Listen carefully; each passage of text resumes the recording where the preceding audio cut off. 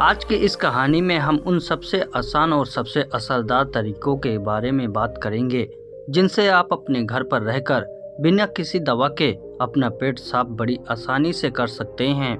इसके बाद हम आपको भोजन के 3 नियमों के बारे में बताएंगे।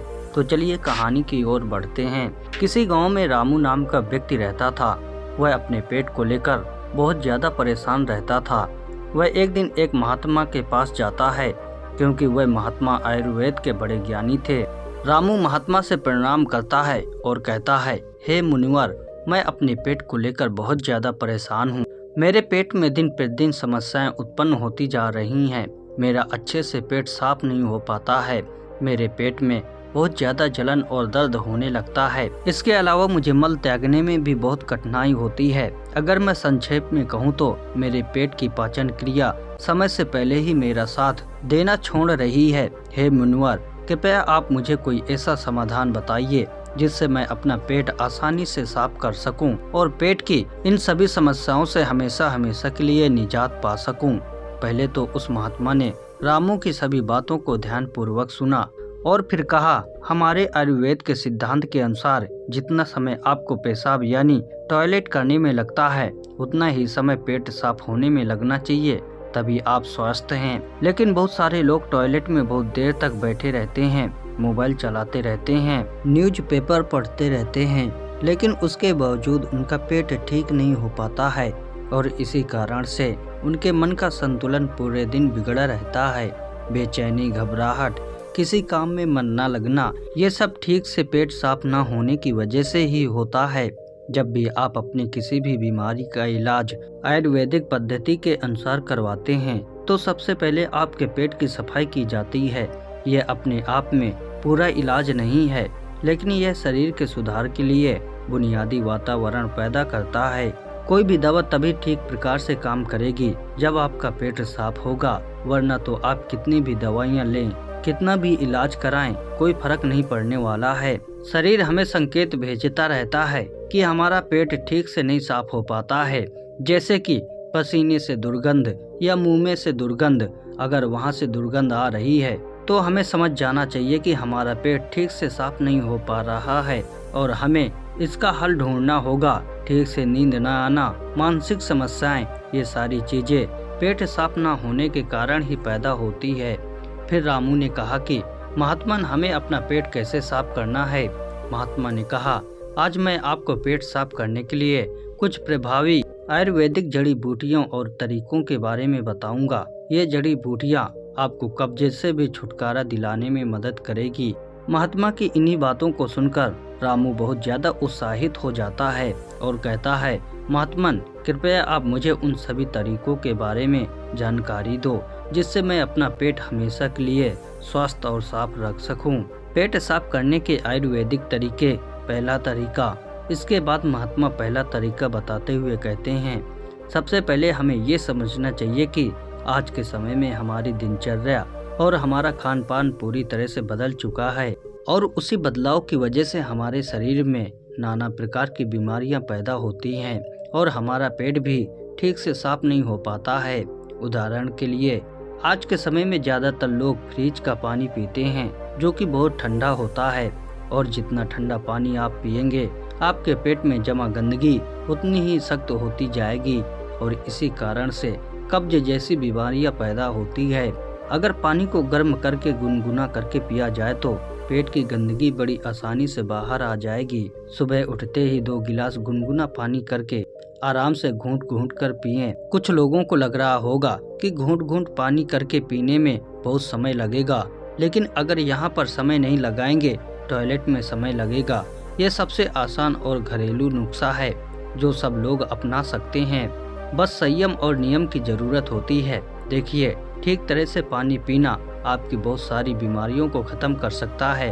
जितना हो सके दिन में ज़्यादा से ज़्यादा पानी पिएं, लेकिन याद रहे ठंडा पानी पीने की बजाय गर्म करके एक गुनगुना पानी पिए। आजकल बाजार में ऐसी बोतलें भी आती हैं कि जिनमें से आप जैसा पानी डालेंगे पानी वैसा ही रहेगा, तो आप ऐसी बोतल ले सकते हैं और पानी गर्म करके गुनगुना करके उस बोतल में डाल सकते हैं और जब भी आपको ज़रूरत महसूस हो आप दिन में उस पानी को भी पी सकते हैं। लेकिन पानी के संबंध में एक बात जरूर याद रखना कि खाना खाते ही पानी नहीं पीना है। इससे आपकी पाचन क्रिया बाधित होती है। हमारे पेट में जठराग्नि जो होती है वो खाने को पचाने का काम करती है, और जब हम खाना खाने के बाद झट से पानी पी लेते हैं तो जठराग्नि शांत हो जाती है और हमारा खाना ठीक से पच नहीं पाता है। इसलिए खाने के तकरीबन आधे घंटे से पौने घंटे तक पानी ना पिएं। ये भी पता होना चाहिए कि पानी को किस तरह से पिएं। एक तो खड़े होकर पानी ना पिएं। खड़े होकर पानी पीने से घुटनों और जोड़ों में दर्द की समस्या पैदा होती है। पानी को बैठकर घूंट घूंट कर पिएं, वही पानी सबसे ज्यादा लाभकारी होता है। दूसरा तरीका, इसके बाद महात्मा ने रामू को दूसरा तरीका बताते हुए कहते हैं कि खाना खाने के बीच में कम से कम 5 घंटे का अंतर होना चाहिए, जिससे कि जो खाना आपने खाया है वो ठीक से हजम हो सके, उसका पाचन ठीक हो सके। जब हमारा शरीर पाचन की क्रिया कर रहा होता है तब शरीर के बाकी क्रियाएं धीमी रफ्तार पर चलने लगती हैं। कोशिकाओं के स्तर पर शुद्धिकरण धीमी रफ्तार पर चलने लगता है और इस कारण शरीर अपनी गंदगी खुद साफ नहीं कर पाता है। लेकिन अगर आप खाने के बीच में कम से कम 5 घंटे का अंतराल देते हैं तो इससे आपके शरीर को पर्याप्त समय मिलता है कि उसकी कोशिकाएं खुद अपने शरीर की गंदगी साफ कर सके। पश्चिमी भाषा में हम इसे इंटरमिटेंट फास्टिंग भी बोलते हैं, लेकिन इंटरमिटेंट फास्टिंग में ज्यादा समय तक भूखा रहना पड़ता है। इसको हम अर्ध उपवास भी बोल सकते हैं। तीसरा तरीका, अब महात्मा ने रामू को तीसरा असरदार तरीका बताते हुए कहते हैं, अपने पेट को साफ करने के लिए हमें यह समझना होगा कि जो लार होती है वही हमारे खाने को पचाने का काम करती है। जिसकी ज्यादा मात्रा में लार पैदा होगी उतनी ही आसानी से खाना पच जाएगा। कुछ लोगों का मुंह हमेशा सूखा सूखा रहता है, उसमें लार पैदा नहीं होती है, इसलिए उसका खाना ठीक से हजम नहीं हो पाता है। इसके लिए जरूरी है कि हमारा शरीर सही मात्रा में लार पैदा करे। उसके लिए हमें ज्यादा से ज्यादा सलाद खाना चाहिए। सलाद खाने से लार पैदा होती है, फाइबर होते हैं उसमें, जिससे हमारा खाना आसानी से हजम हो जाता है। इसके अलावा खाना खाने के बाद कुछ मीठा खाया जा सकता है। जिन लोगों को शुगर या डायबिटीज नहीं है वो आसानी से मीठा खा सकते हैं और वो मीठा खाने के कारण उनके शरीर में लार पैदा होने लगती है, जिससे कि पाचन क्रिया आसान हो जाती है। अगर आप सलाद को खाना खाने से पहले खाते हैं तो वो ज्यादा लाभकारी होता है। उससे आपकी भूख बढ़ती है और आपके शरीर में लार पैदा होना शुरू हो जाती है। चौथे तरीके, इसके बाद महात्मा ने रामू को चौथे तरीके में अपनी आहार नली को साफ रखने के बारे में बताया। उसको हम कैसे साफ रख सकते हैं? देखिए, आहार नली में से ही खाना हमारे पेट में जाता है। अगर आहार नली ठीक से साफ नहीं होगी तो हमारे खाने के साथ ऐसे कीटाणु हमारे पेट में पहुंचेंगे जो हमारे शरीर को नाना प्रकार से नुकसान पहुंचाएंगे। इसलिए जरूरी हो जाता है कि जो आहार नली है उसमें जो कीटाणु हैं उसकी ठीक से सफाई हो जाए। इसके लिए सबसे ज्यादा लाभकारी होता है नीम। नीम एक ऐसा दिव्य पेड़ है जो भारत में बड़ी आसानी के साथ उपलब्ध हो जाता है, हर जगह मिल जाता है। नीम की पत्तियों को और हल्दी को पीसकर एक छोटी सी गोली बन जाती है। कुछ दिनों तक सुबह उठकर उस गोली को पानी के साथ सीधा गटक लिया जाए, जिससे कि आपकी आहार नली पूरी तरह से साफ हो जाए। हमेशा नहीं करना है, ये सिर्फ 7 दिनों तक करें। 7 दिनों में आपकी आहार नली पूरी तरह से साफ हो जाएगी। हर 3 महीने में इसको दोहराते रहें, जिससे कि आपकी आहार नली समय समय पर साफ होती रहे और आपके पेट में ऐसे कीटाणु कभी ना पहुंच पाएं जो आपके पाचन क्रिया को बाधित करते हैं। 5वां तरीका, महात्मा ने 5वां और आखिरी तरीका बताते हुए कहा, रामू, यह तरीका उन लोगों के लिए है जिन्हें ज्यादातर समय कब्ज की समस्या रहती है। जिन लोगों को लंबे समय से कब्ज की समस्या है वो अरंडी के तेल का इस्तेमाल करें। रात में सोने से पहले 1 गिलास दूध के अंदर आधा चम्मच गुनगुना अरंडी का तेल मिलाकर पिएं। 1 हफ्ता पीने के बाद पुरानी से पुरानी कब्ज भी ठीक हो जाती है। ये अरंडी का तेल दूध में गुनगुना करके ही मिलाएं और सिर्फ आधा चम्मच मिलानी है। सोने से पहले पीना है। इससे क्या होगा, आपकी आंतों के पास एक चिकनाई की परत बन जाएगी, एक कवच बन जाएगा, जिसके कारण से आपके हाथों में खाना नहीं चिपकेगा और खाना अगर आंत में नहीं चिपकेगा तो कब्ज की समस्या कभी नहीं होगी। देसी अरंडी का तेल लें।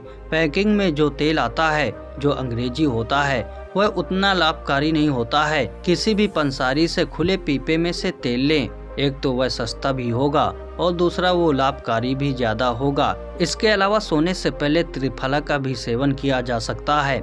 आंवला, बहेड़ा और हरड़ ये तीनों ऐसे जादुई फल हैं जिनसे मिलकर त्रिफला बनता है। इन तीनों की अलग अलग खूबियां हैं, लेकिन अगर ये तीनों एक साथ मिला दिया जाए तो इनकी दिव्यता, इनके गुण और भी ज्यादा बढ़ जाते हैं। रात को सोने से पहले गुनगुने पानी के साथ आधा चम्मच त्रिफला का सेवन किया जाए। शरीर की सारी गंदगी बड़ी आसानी से साफ हो जाएगी। कोई प्रयास नहीं करना पड़ेगा, कोई जोर जबरदस्ती करने की आवश्यकता ही नहीं रहेगी। तो ये कुछ आसान से घरेलू उपाय थे जिनको अपनाकर कोई भी अपने शरीर को स्वस्थ रख सकता है, अपने पेट की ठीक से सफाई कर सकता है। दोस्तों, भोजन के 3 नियम हैं। पेट साफ करने के बाद महात्मा ने रामू से कहा, रामू, अब मैं आपको भोजन के उन 3 नियमों के बारे में बताने जा रहा हूँ जिसे अपनाने पर पेट से संबंधित कोई भी बीमारी नहीं होगी, क्योंकि पेट में होने वाली बीमारियां हमारे खान पान पर निर्भर करती है। पहला नियम। महात्मा ने पहला नियम बताते हुए शुरू किया, अपने आहार में 40 से 50% सजीव भोजन शामिल करें, चाहे वह फल हो, हरी सब्जी हो, सूखे मेवे हो या अंकुरित अनाज हो। कुल मिलाकर इसे पकाया नहीं जाना चाहिए। ज्यादातर लोग मृत भोजन खाते हैं और फिर स्वस्थ रहने की उम्मीद करते हैं। मृत भोजन खाने का मतलब है कि हम किसी मृत चीज से जीवन निकाल रहे हैं, इसलिए इसमें कुछ लगेगा। हमारे शरीर से ऊर्जा निकलती है तो यह हमें ऊर्जा देती है।